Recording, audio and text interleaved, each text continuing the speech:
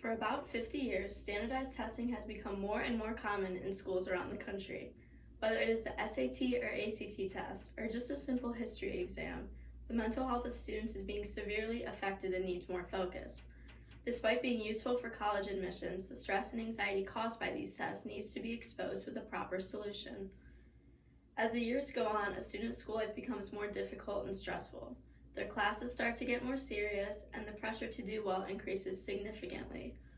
Despite testing being the main form of proving your education, the scientific effects expose the problems and fairness of these tests. In an article written by Grace Tattard, she discusses the findings of a study conducted by a New Orleans charter school. Tattard explains how the 93 students involved in the study produced 15% more cortisol in their bodies in the morning before of test day. The study also found that students who had more cortisol ended up scoring lower than those who did not. Society places an immense amount of pressure on young adults to get a high score, but the pressure is only creating more stress and anxiety, which can ultimately lead to mental health disorders. Although the future is important for those students, their mental health is the top priority. Secondly, the use of standardized tests in college admissions has been found to not be as fair as they claim. As college and a career begin to creep up on young adults, they are told that the results from the SAT and ACT are the main source for future success. However, the test proctors do not even consider many outside factors that can affect each score. According to the Daily Press, socioeconomics has the most influence on a student's SAT or ACT score. A student's economic status impacts the type of education they receive in order to prepare for these tests.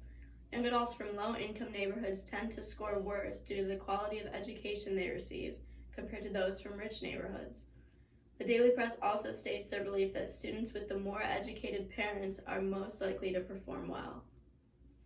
Also, in order to take one of those college admissions tests, there is a fee of at least $50, and some students simply cannot afford it. The SAT and ACT administrations need to realize that their tests are not as fair as they seem to be, and they need to give students from all different backgrounds an equal shot. In order to fix all the problems that go along with standardized testing, universities and administrators need to begin using essays and high school GPAs as the main form of admissions. By examining the student's past education and the quality of their admissions essay, colleges and employers can accurately accept or deny a student.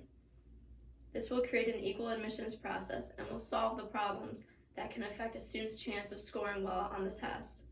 The mental health of young adults is being severely affected by the stress and pressure society places on them and their future due to these tests.